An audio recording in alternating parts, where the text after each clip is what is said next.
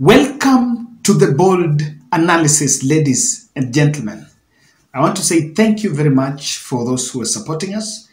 Please continue subscribing to our channel. I'm just back.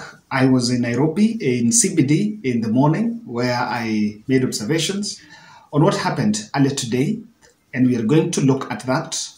But before we get into that, there is something that I want us still to revisit a bit. This one man, Fred Okengo Matian'gi.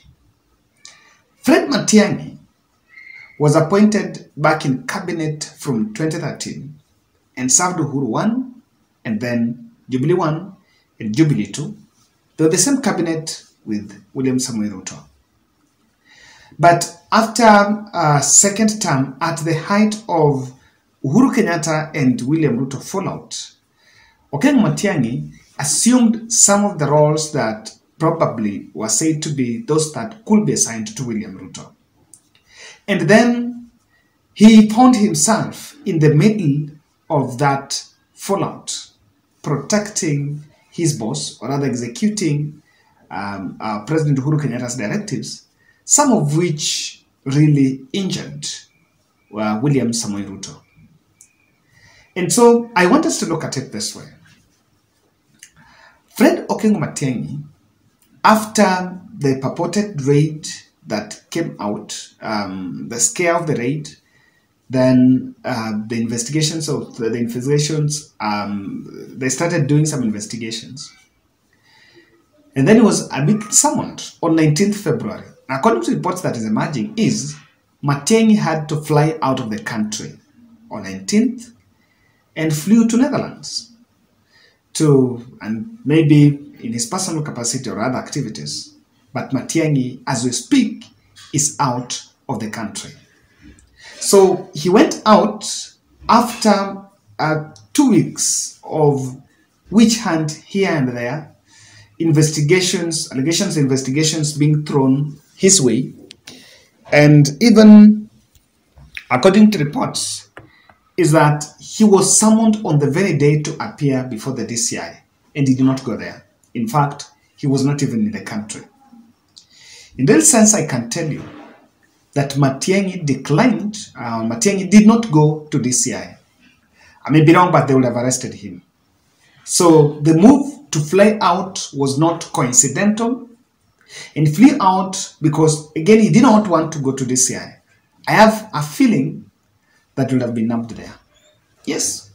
Shikwa, the statement, Shikwa.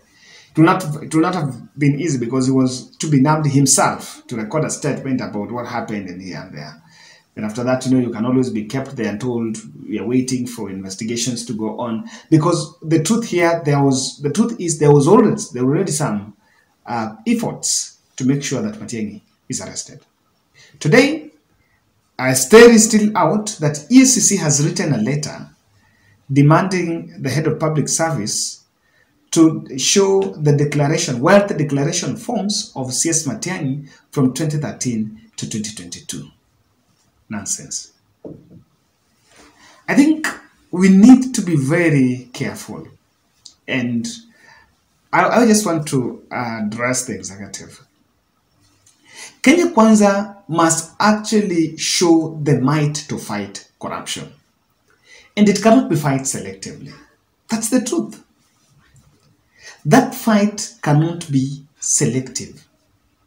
If the president said that he's equipping the other agencies, judiciary, EACC, and for them to have the independence so that there is no selective application of that, we need to see it. The revisit against Fred Okengo Matian'gi is very unfortunate. I agree with the narrative that everyone must pay tax. But let us not sugarcoat this thing.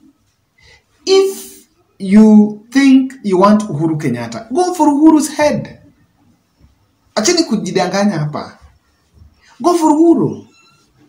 If you have the guts, then go after Uhuru Kenyatta. Because that is the big... If Matian'gi did something wrong, which is, of course, as a human and as someone who is in the public service, you cannot please everyone.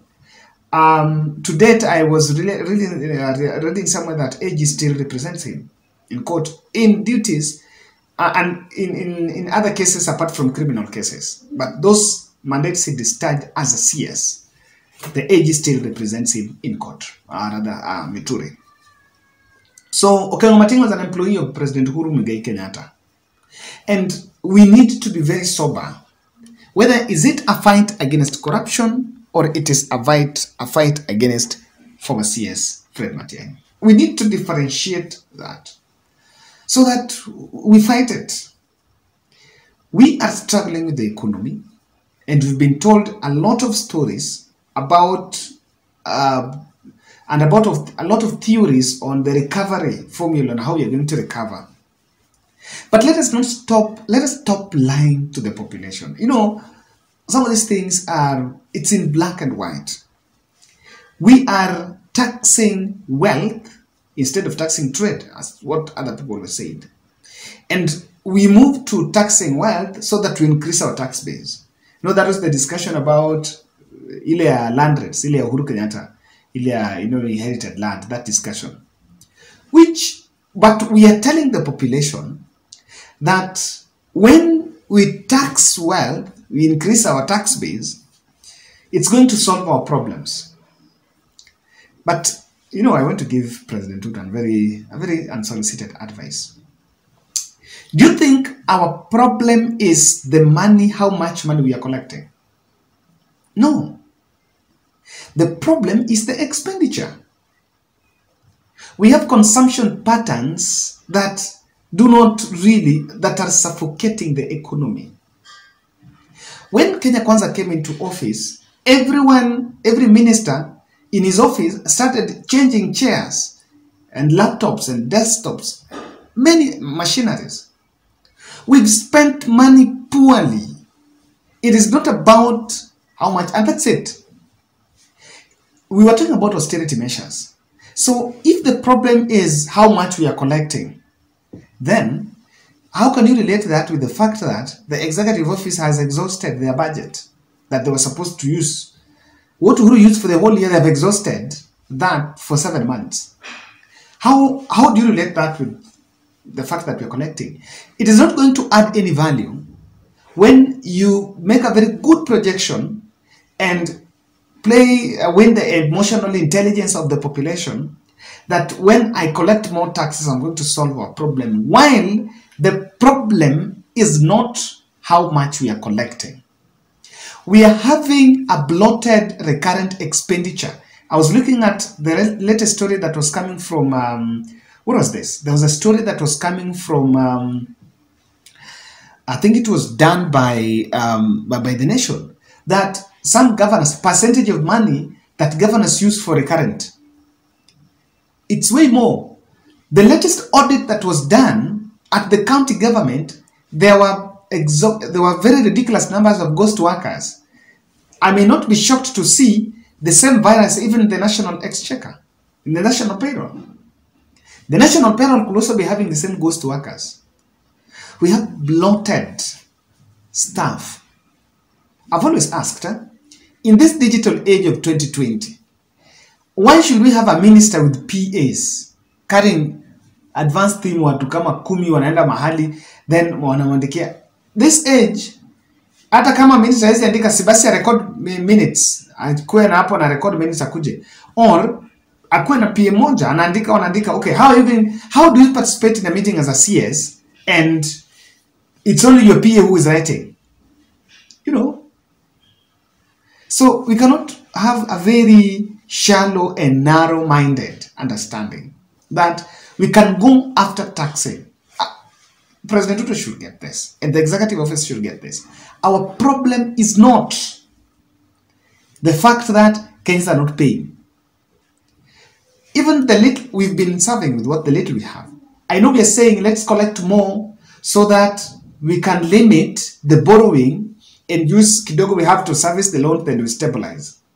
But how are we even going to get more and use it if we don't use it well? We have spending extravaganza from the first 2 offices. That's the truth. So it doesn't get. Now, the executive office should not go far. The executive office should not go far, but people around you. I know we are pursuing tax evaders and those who committed is procurement breaches here and there. Me, I want to ask a question. Sasa, kama uko kwa Uhuru Kenyatta, kulikuwa na tax evaders. Sini sawa? And we've always, it's true, of course it's possible that some people benefited from tax exemptions because of the privileges of being of having power. But then, do you want to tell me that the problem is only in the past? Even in this current dispensation, when Uhuru Kenyatta made sacrifices, and there were, when he went after the big boys, he perished. He paid it at the last general election, and a lot of venom was planted against him in Mount Kenya so that he would lose his position as the kingpin, which was done because of the anger of those people he went after. Then we said it was political witch hunt. Now, in this current dispensation, don't we have even high profile case of tax evasion? Now, as we talk, don't we have even one? Unataka kuniambia hao wenye wanafanya sahi hakuna hata moja? Now, you know, we are winking the public that the problem is in the past. That's what we are saying. We are telling the public that the problem is in the past. And the population need to be very vigilant, because it is very simplistic to say Uhuru Kenyatta and Raila were the problem, the handshake thing. I think it's even now monotonous. Look around. Executive, look around. Awe wenye uko hapo karibu, unaona how many tax evaders. Hebu uliza kila mtu kama analipanga tax. Utajua that what you are fighting in the past are people who are just using government resources to, you know, to be seen as working, because you want to drag big names in court. When you drag Matian'gis and that, then you seem like, yes, naendea. That's not it. Ruto should get this. These people around you telling you that we need to go after the big fish, that and that, they're just attracting unnecessary, exorbitant litigation expenses. Government is going to be taken to court. Now, the other day, after judiciary ilikuwa nalia ile 2 billion walisema wanapewa wajapewa. So, already the bad blood is coming out. The rift is almost now coming. So, some of these cases will get their ways in court, and even if you cannot bulldoze your way through it. Who is going to lose? Government going to spend billions and millions paying lawyers to defend itself and some of the decisions that have been made. So we are not really doing what it is. If we want to fight corruption, don't use it to vilify and profile others.